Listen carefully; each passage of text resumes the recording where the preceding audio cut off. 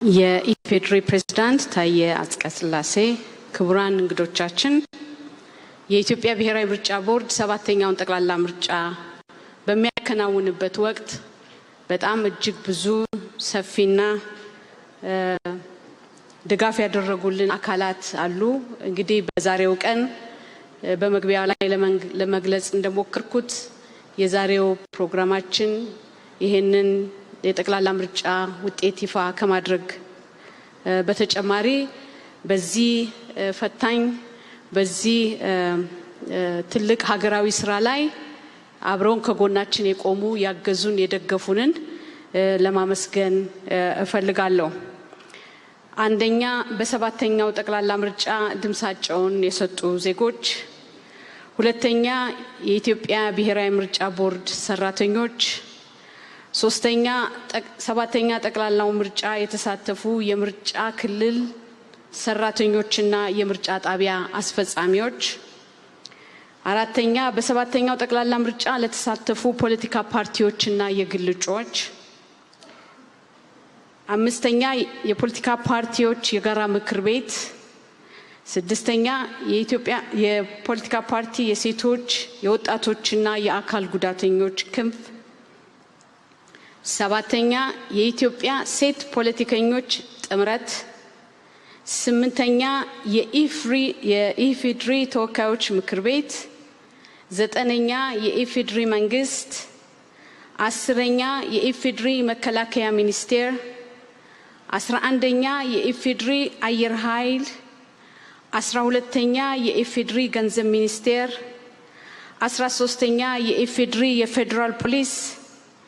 14ኛ የክልል መንግስታት፣ 15ኛ የክልል መንግስታት የጸጥታ አካላት፣ 16 የምርጫውን ሂደት የታዘቡና የመራጮችን ትምህርት ያከናወኑ የሲቪል ማህበረሰብ ድርጅቶች፣ 17 የኢትዮጵያ ብሔራዊ መታወቂያ ፋይዳ፣ 18 የኢትዮጵያ አየር መንገድ፣ 19 የኢትዮጵያ ፖስታ አገልግሎት፣ 20 የኢትዮጵያ ቴሌኮም፣ 21 7ኛውን ጠቅላላ ምርጫ የዘገቡ የህዝብና የግል ሚዲያዎችና ጋዜጠኞች፣ 22 አንድነት በቦሌ ኤርፖርት ካርጎ ጉምሩክ ሁለገብ አገልግሎት ሰጪ ቅድም በነበረው ዶክመንተሪ ላይ አብረው ሲሰሩ የነበሩ ወገኖች ናቸው። 23 የሎሚ ሚዲያ፣ 24 ዘሌማ ፕሮዳክሽን፣ 25 የኢትዮጵያ ስካይላይት ሆቴል፣ 26 የአፍሪካ ህብረት፣ 27 የልማት በየነ መንግስታት ባለስልጣን ኢጋድ፣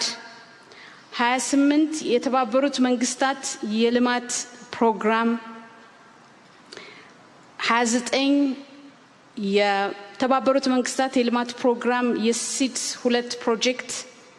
በተለይም የስፔን፣ የኦስትሪያ፣ የአየርላንድ፣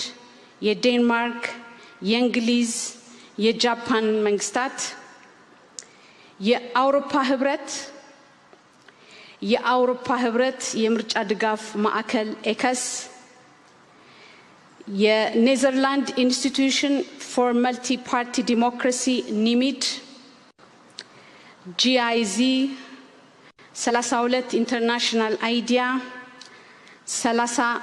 34 የአዲስ አበባ ቦሌ ዓለም አቀፍ ኤርፖርት የመንገደኞች አገልግሎት፣ 35 የሲቪል አቪዬሽን የደህንነት ዋና መስሪያ ቤት።